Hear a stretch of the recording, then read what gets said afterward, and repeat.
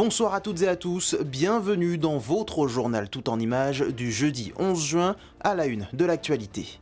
2500 élèves de première planchent sur l'épreuve de français au baccalauréat, un examen très attendu mais également redouté par certains.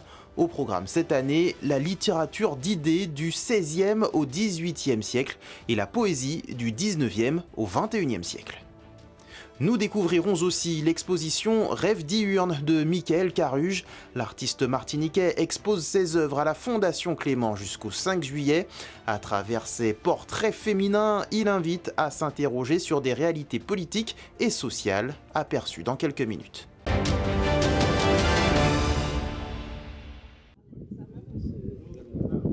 C'est le grand jour pour les élèves de première du territoire. Ils se préparent depuis 2 ans et ce matin, c'est l'heure de confirmer les acquis. Mais avant de se concentrer pour 4 heures d'épreuve, les professeurs récupèrent les sujets, encore confidentiels.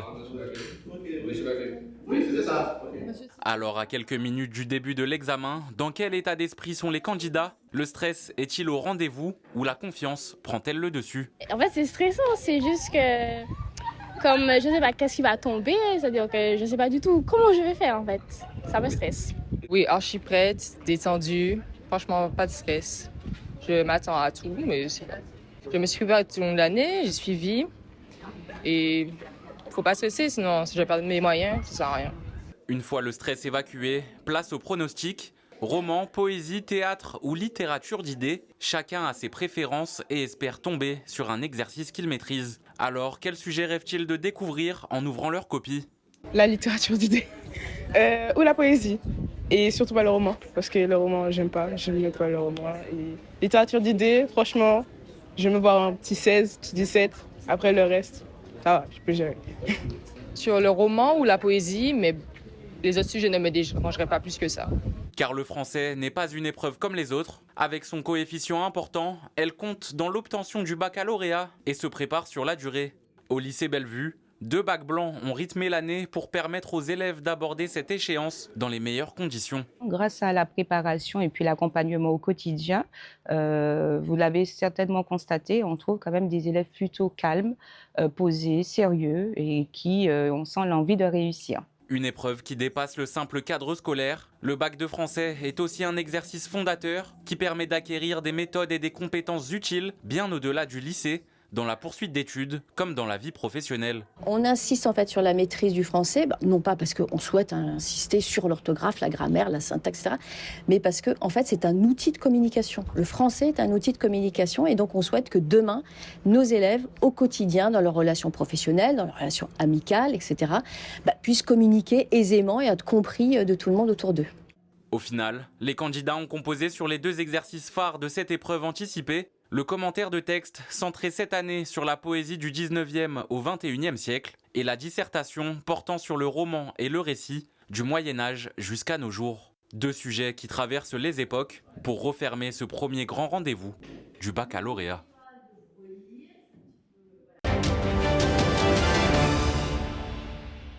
Comment bien intégrer l'intelligence artificielle dans votre entreprise? 200 dirigeants étaient réunis aujourd'hui à l'IMS à l'appel d'Awitech. Objectif, évoquer les avantages de cette nouvelle technologie, mais aussi les risques qui découlent d'une utilisation non maîtrisée. Le premier risque, c'est le risque RGPD. En fait, aujourd'hui, beaucoup de gens utilisent des données de clients, des données comme le prénom, le nom, et ça, c'est passible d'une amende qui va jusqu'à 4% si on n'a pas sécurisé le RGPD. Ça ne veut pas dire qu'on n'a pas le droit de le faire, ça veut dire qu'il faut le faire correctement. L'autre risque, c'est le risque lié à la loi européenne, ce qu'on appelle l'AI Act, qui peut aller jusqu'à 7%. Si on évalue des gens avec l'IA sans que l'homme ne prenne des décisions, là, c'est directement une peine de 7% que la CNIL donne à une PME, et c'est déjà arrivé. Les autres risques, c'est des risques de fuite de données. Donc là, c'est le secret professionnel où une entreprise déverse, alors pas forcément le dirigeant, mais ses collaborateurs sur des licences qui ne sont pas sécurisées. Et tout d'un coup, ce contenu se retrouve disponible publiquement. Et puis l'autre risque, ça va être des risques liés à la cybersécurité, etc. Donc tout ça, c'est des risques, mais il y a aussi finalement des opportunités.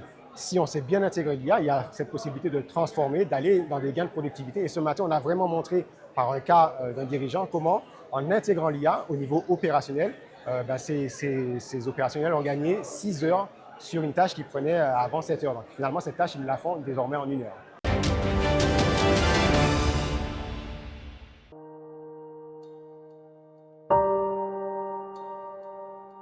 Des portraits ancrés dans des réalités sociales parfois complexes. C'est le travail que donne à découvrir Mickaël Caruge à la Fondation Clément François, fruit d'un cheminement artistique de plus de 20 ans. L'exposition Rêve diurne est visible jusqu'au 5 juillet prochain.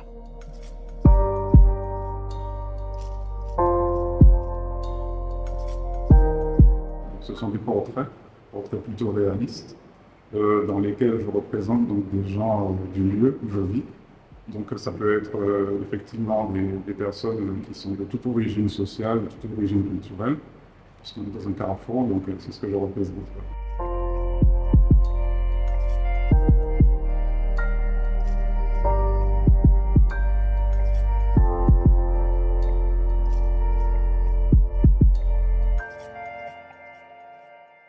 Certaines questions sont à soulever. Par exemple, il y a des installations politiques que je montre de plus en plus sur le monde qui est en guerre, le monde qui maîtrise. D'autres installations sont sur la modernité avec les femmes qui sont engagées dans le féminisme. Voilà, donc il y a plein de questions comme ça de société qui sont abordées, des sujets qui sont intégrés dans le portrait. Donc ce ne sont plus des portraits avec une vocation décorative. Ce sont des portraits qui ont plutôt le sens du social, du politique, de l'économie, etc.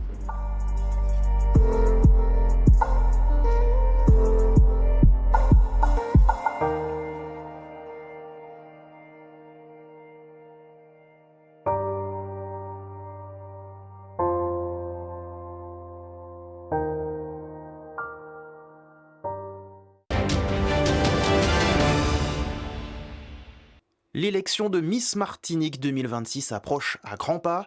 Place ce soir à la présentation de 2 nouvelles candidates. Il est maintenant urgent d'apprendre à se connaître soi-même, d'oser s'avouer ce que l'on est et d'oser se demander ce que l'on veut devenir. Ces mots de Suzanne Césaire trouvent en moi un écho particulier. Je m'appelle Cassandra Marie-Magdeleine, j'ai 18 ans. Je suis en études de droit et je réside à Fort-de-France. La femme qui se trouve en face de vous n'est pas parfaite.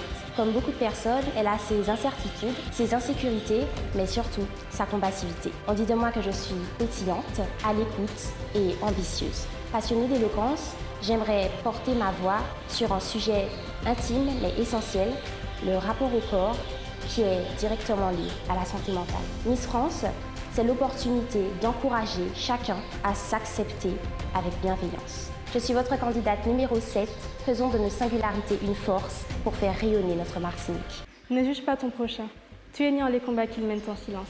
Bonjour à toutes et à tous. Je m'appelle Marone Brugard-Solène. Actuellement, en première année de droit, j'ai l'opportunité d'être votre candidate numéro 8 pour défendre une cause qui me tient tout particulièrement à cœur, la réinsertion des personnes marginales et en situation de précarité. Ces personnes que malheureusement, on juge sans comprendre. Des personnes qui mènent un combat invisible, des combats qui peuvent malheureusement causer leur perte. Pourtant, n'oublions pas que derrière chaque regard, il y a une histoire, une dignité et une humanité que l'on ne peut oublier ou bafouer.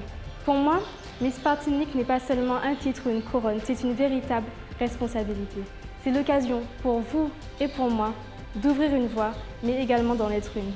Aujourd'hui, du haut de mes 18 ans, je veux être cette voix pour celles et ceux qu'on oublie ou qu'on délaisse sans comprendre. Je suis Marone Brugard-Solène, votre candidate numéro 8, et ensemble, redonnons de la visibilité à l'invisible.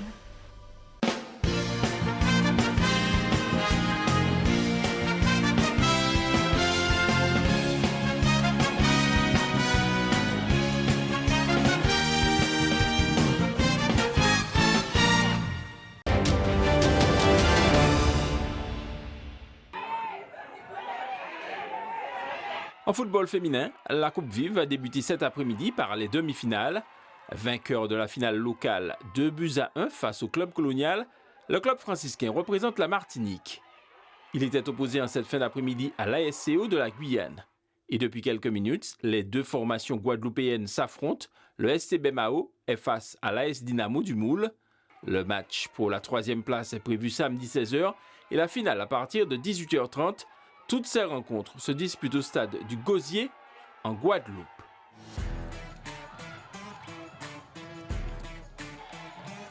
En handball féminin, l'Arsenal sacré champion ultramarin.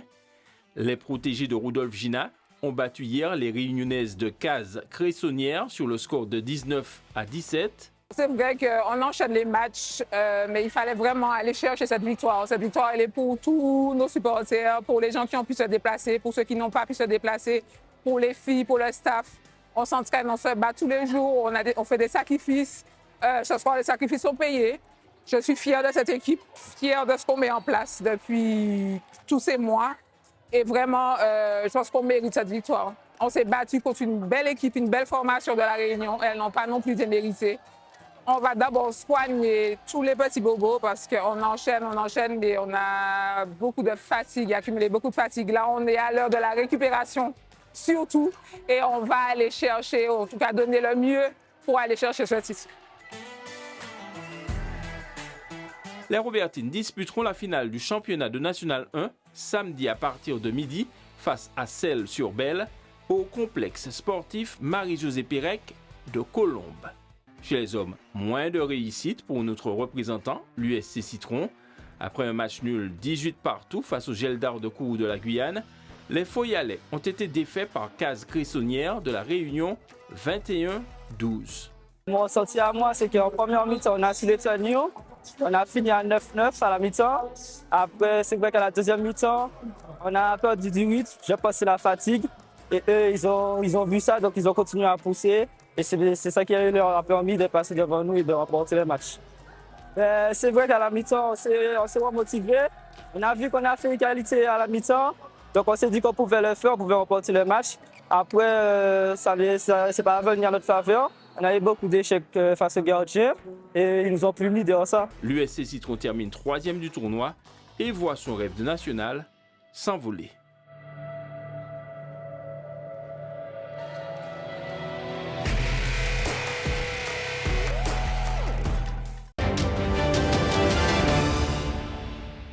Comme chaque soir, on regarde ensemble le calendrier de l'EFS. Demain, vous pourrez donner votre sang au bourg de Saint-Pierre de 8h à 13h. Autre possibilité, la Maison du Don, immeuble Le Fils, quartier d'Illon à Fort-de-France, de 10h30 à 17h.